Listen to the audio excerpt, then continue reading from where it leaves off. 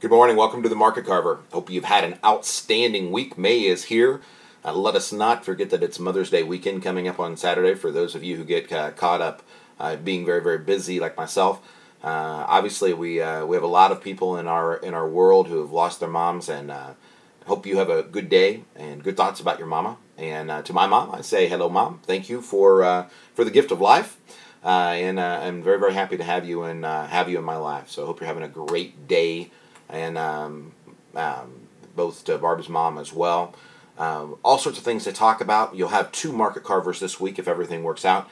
Obviously, one will be the review of the Thirdly in case you weren't able to make it.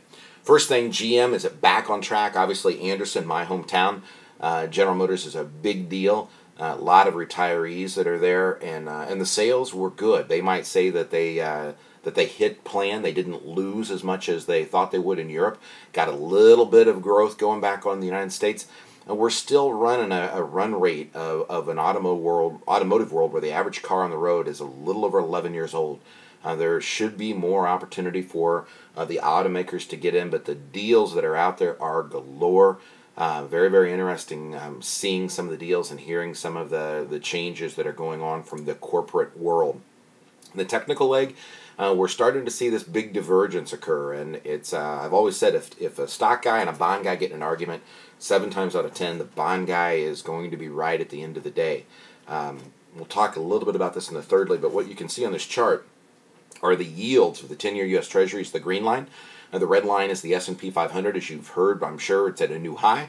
And you're seeing this battle back and forth, and you'll notice the yield of the 10-year worked its way up with the market. And then you've started to see this divergence, and it's the bond guys are going, listen, we're not as convinced as the stock guys. That's one side of it. Don't forget the QE though. It's all about bulls and bears in most markets. This is really about the Federal Reserve to a large degree. You got $85 billion a month that's getting put in the system. We're going to talk a minute about Europe and how they lowered their rates again, effectively trying to put more money back into their system to stimulate. We're seeing that here in the United States as well. It is possible that you've got people buying treasuries and buying equities, and it's the same money at the same time.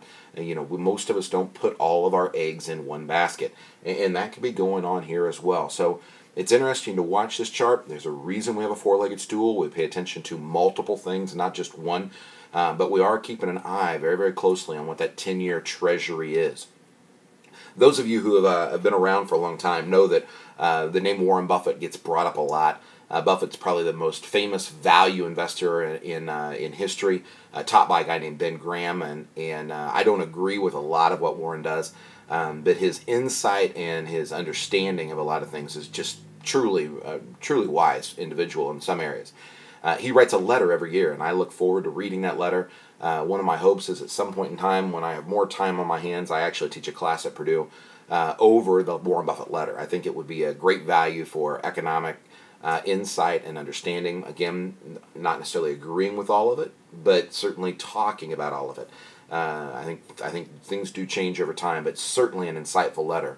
Well, at this meeting, the week that he had, he actually brought in a critic, which you just don't see happen. Again, Buffett's 82 years old. He's orthodox, and he will, unorthodox, I should say. He will challenge anything. And very rarely would you have an investor meeting where you would intentionally invite a well-known, well-thought-of, well-established critic. And he did. Doug Cass is short. Berkshire Hathaway invited him to come share the stage, to ask questions, poke the bear, if you will. It'll be very, very interesting to find out how that deal ends up working out and going down. But Buffett is an intriguing individual, and like I said, his letters are always insightful. You can Google him if you want to read them and find the ones from the past. Make sure you pay attention to the dates, but it is interesting to hear some of the things that he's had to say. I already told you in the big economic news last week. Obviously, the jobs number came out on Friday, was revised. The past couple months that were down were revised up. This number was better than thought. GDP a little weaker than what it expected. But Europe came out and said, hey, we're seeing the same thing. They cut their interest rates again. We're in this race to try to devalue currencies, but everybody's doing it at the same time, which makes it really hard to get ahead. Remember, when we talk about QE, what we're doing here in the United States, Japan is making us look timid. So it really is an interesting world. The European markets have responded well since the rate cut. We will continue to watch them. And like I said, you're going to get a brief of the Thirdly. If you weren't able to come, it'll be a little bit longer than normal, obviously, for the audio, but hopefully worth your time to listen to. Rules to live by: not everything that can happen will happen. Boy, isn't that the truth. We got to pay attention to the risk management and the things that are going on. We've already talked about this a little bit in the Thirdly and in other things, but pay attention to the golf invite if you get a chance. We are supporting a pet program here in Anderson.